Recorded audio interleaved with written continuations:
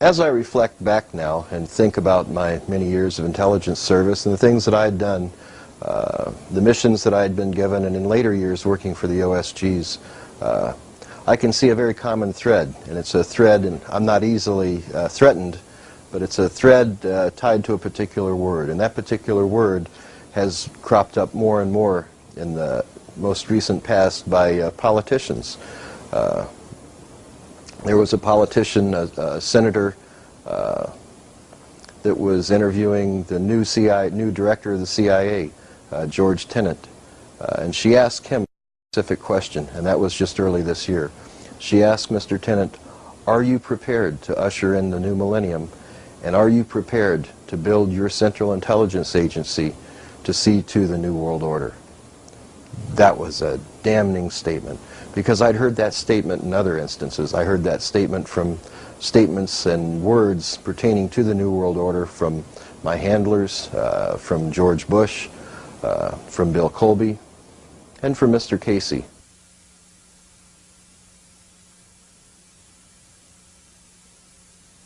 George Bush was one of the highest up that I'm aware of, if not the highest up that I was ever exposed to during the course of my White House Pentagon level mind control victimization. George Bush began with the United Nations. He went on to head our CIA. And then by everything that I witnessed and experienced, it was George Bush who was in control of our country through 3 administrations, because Ronald Reagan answers to George Bush. Then George Bush was in office himself. And after that, Bill Clinton went into office. And I heard Bill Clinton and George Bush once discussing how when the American populace became disillusioned with Republicans in control of our country, bringing us into the New World Order, that Bill Clinton, as a Democrat, would be put into office. And it was also my experience to have witnessed Bill Clinton answering to George Bush. So we certainly aren't blaming everything on George Bush. There's a lot of other players that are named in our book, Transformation of America. But it's very important that people understand who's at the top of this effort so that they know exactly what the problem really is. I can see that everything we were doing from 1986 in the OSGs until I left in 1982, 1992, were designed to align countries into a one-world government. There's no doubt in my mind that that's what we were doing. There's no doubt in my mind that that timetable by the end of 2000 will be accomplished. As a matter of fact, having seen certain time schedules for things to happen, not understanding what it was designed for, I can say that they're ahead of schedule right now. It's our job to deter that, to slow that down, and perhaps by slowing that down, by slowing it down at the very top levels of these group of elite, perhaps we can give us common people the opportunity to come together and decide that there's something better than what they have planned for us in the New World Order. Pyramids. At the peak of the pyramid, you've got a tiny, tiny few people who know everything there is to know about that organization. They know its real agenda, its real motivation, where it's really seeking to go. The further you come down from that pyramid peak in any organization, you're meeting more and more and more people who know less and less and less about what that organization's agenda really is. They only know their part in it. They call it compartmentalization. I always also call it the mushroom approach. Keep them in the dark and feed them bullshit.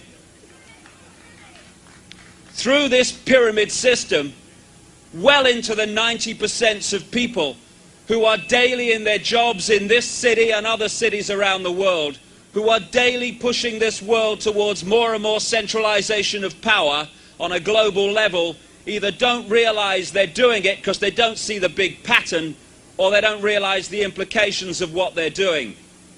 And all these aspects of life, the banking system is a pyramid, so is the media, so is the secret society network of the world, so is the multinational corporation network. And at the peak of their pyramids, they fuse into one global pyramid peak, where a tiny few people, maybe no more than 13 families, pervade down the pyramid an all-encompassing policy which pushes us daily towards more and more centralization of power. But you know, if you look at the pyramid, where is the power in the pyramid? We've been conned and conditioned and programmed to believe that it's up there. It is not. That's up there because the rest of the pyramid, us, are holding it up there, and that's the only reason it exists. And that leads me to something else as I start to draw to a close here. And that is, it's okay standing at microphones like this and meetings like this and saying it's them, it's them, it's them. No! It's only possible, this manipulation, because human race of the world, it is us that allow it to happen. I think to perform effectively as a new world order, you have to have a commonality of countries. You can't have the separation of countries, the distinct separation that we have now. You know, you look at Ireland, who is a fairly poor country. They don't have all of the conveniences that we do in America today. So I think conveniences will be lost in some countries, and conveniences will be gained in others. The two-car system in America, the heavy use of fuel in the United States, I don't think that we'll be successful in a one-world government with obtaining the fuels to sustain that. I think that there's going to have to be a change, and I think that the government is seeing to that change on a very, very slow but very, very precise schedule. I think that the way that they will do this is they will slowly, and very slowly, but very precisely, enact little pieces of legislation, sometimes on an international basis under environmental laws, sometimes under state legislation, sometimes under federal legislation. But I think you'll see these little tags that are put on legislation will affect us for the rest of our lives.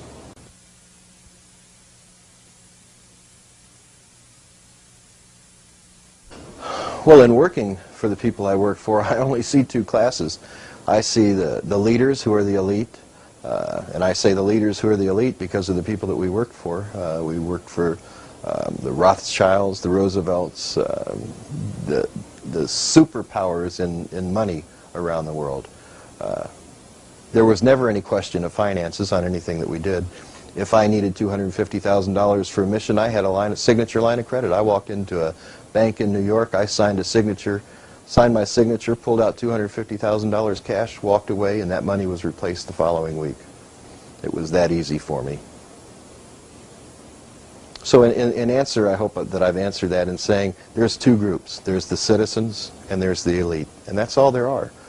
Those around the world that think that there's going to be an upper class or that there's going to be comfort like there was, there won't be.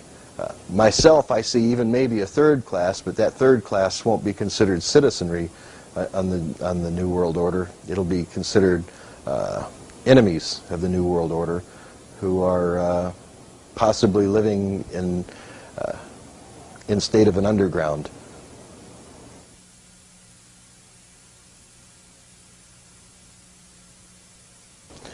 I think in summing up what I'd like to say to all of you who listen to this video and in the media, I'd like to ask one question. Is anybody there?